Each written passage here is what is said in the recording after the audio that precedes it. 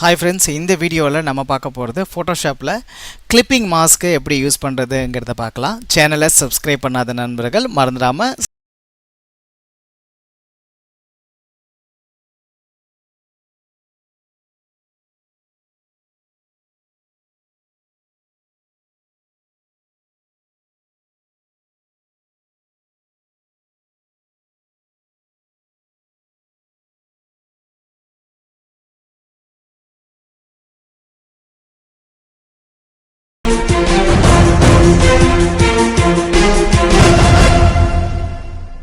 ஃபோட்டோஷாப்பில் clipping mask எப்படி use பண்ணுறதுங்கிறத பார்த்துட்ருக்கோம்.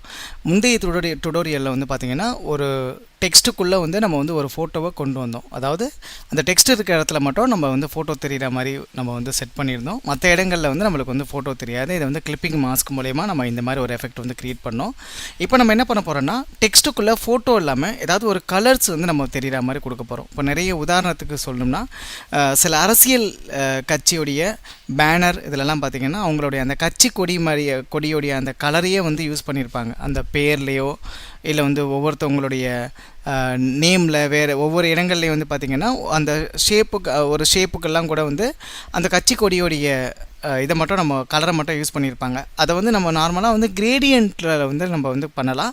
அது இல்லாமல் நம்ம வந்து கிளிப்பிங் மாஸ்க் மூலயமாவும் நம்ம வந்து பண்ணலாம். அது எப்படி பண்ணுறதுங்கிறத நம்ம இப்போ பார்க்கலாம். இப்போ நான் என்ன பண்ணுறேன், டெக்ஸ்ட் ஒன்று எடுத்துக்கிறோம். டெக்ஸ்ட் பிக்சருக்கு பதிலாக வேறு ஏதாவது ஒரு கலர் நம்ம வந்து க்ரியேட் பண்ணிக்கிறோம். இப்போ நான் இந்த டெக்ஸ்ட் இந்த கலரில் இருக்குது, பிளாக் கலரில் நான் வந்து டெக்ஸ்ட் வந்து நான் க்ரியேட் பண்ணி வச்சுருக்கேன். ஸோ இந்த டெக்ஸ்ட்டை அப்படி கொண்டு போய் வச்சுட்டு இப்போ இதுக்குள்ளே வந்து நம்ம வந்து வேறு ஏதாவது ஒரு கலர் வந்து நம்ம வந்து அப்ளை பண்ண போகிறோம். எக்ஸாம்பிள் வந்து எனக்கு இந்த டெக்ஸ்ட்டில் வந்து ஒரு பாதி வந்து ரெட் கலர் தெரியணும். ஸோ அப்போ நான் என்ன பண்ணுறேன், பேசிக் ஷேப் டூல்ஸ் நம்ம ஏற்கனவே பார்த்த அந்த பேசிக் ஷேப் டூலில் ரெக்டாங்கிள் டூலை நான் எடுத்துக்கிறேன். டூலை எடுத்துகிட்டு அதில் ஆல்ரெடி வந்து ரெட் கலர் வந்து அதில் ஆல்ரெடி செலக்ட் ஆகிருக்கு.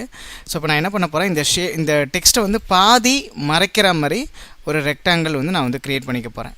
உங்களுக்கு எவ்வளோ சைஸில் வேணுமோ நீங்கள் அவ்வளோ சைஸில் வந்து நீங்கள் வந்து க்ரியேட் பண்ணிக்கலாம். இது ரெட் கலர் இல்லை, இது ஏதோ ஒரு பிங்க் கலர் மாதிரி இருக்குது. கரெக்டாக நம்ம அந்த ரெட் கலரை வந்து நம்ம வந்து செலக்ட் பண்ணிக்கலாம். ஸோ இப்போ ரெட் கலரை நம்ம வந்து செலக்ட் பண்ணியாச்சு. செலக்ட் பண்ணிட்டு இந்த கலர் இதெல்லாம் நம்ம வந்து மறைச்சிடலாம்.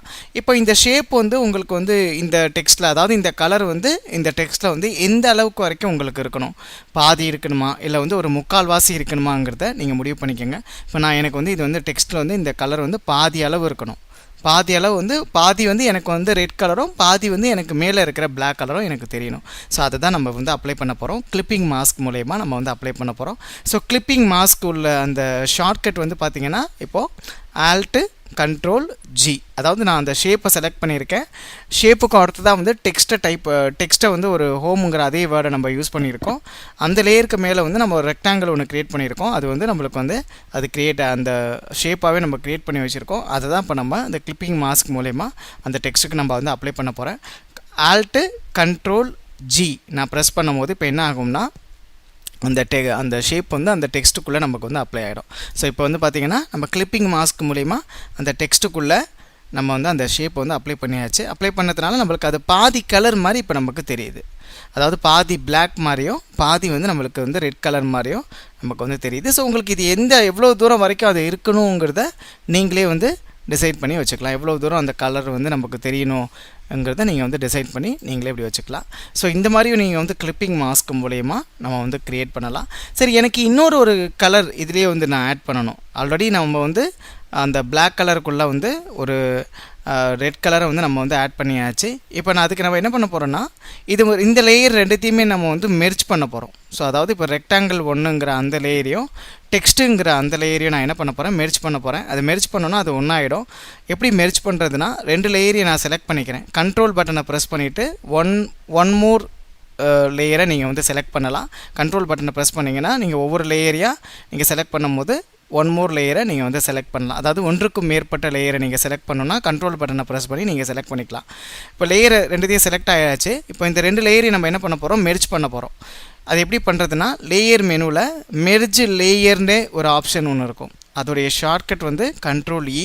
அதை ப்ரெஸ் பண்ணிங்கன்னா இந்த மாதிரி ரெண்டுமே பார்த்திங்கன்னா நம்மளுக்கு ஒரே லேயராக மெர்ஜ் ஆயாச்சு.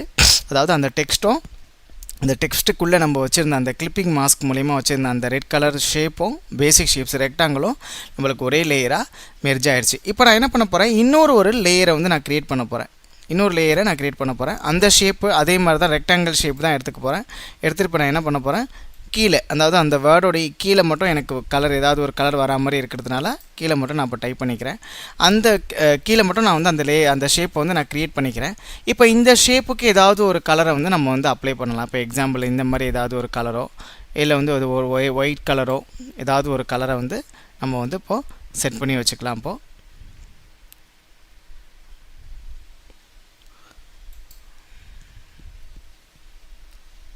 இல்லைனா ஒரு ப்ளூ கலர் மாதிரி நான் க்ரியேட் பண்ணி வச்சுக்கிறேன். இப்போ நம்ம என்ன பண்ணியிருக்கோம், அந்த ஷேப்புக்கு ஒரு ப்ளூ கலர் வந்து நம்ம வந்து அப்ளை பண்ணியிருக்கோம், செலக்ட் பண்ணியிருக்கோம்.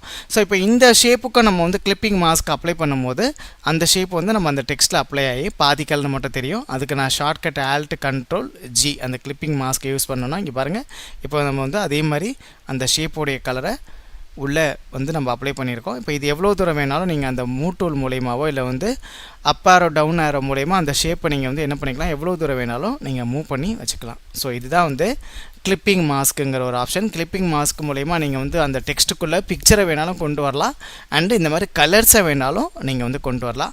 அது மட்டும் இல்லாமல் பேசிக் ஷேப்ஸை கூட நீங்கள் வந்து பேசிக் ஷேப்ஸில் வந்து பார்த்தீங்கன்னா இப்போ நார்மலாக ரெக்டாங்கிளை மட்டும் தான் நம்ம கொண்டு வந்தோம்.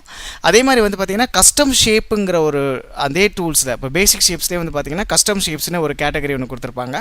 அதில் இருக்கிற ஷேப்ஸ் எல்லாம் கூட நீங்கள் வந்து கிளிப்பிங் மாஸ்கில் யூஸ் பண்ணலாம். அதெல்லாம் எப்படிங்கிறத நம்ம அடுத்த டுடோரியலில் நம்ம வந்து பார்ப்போம்.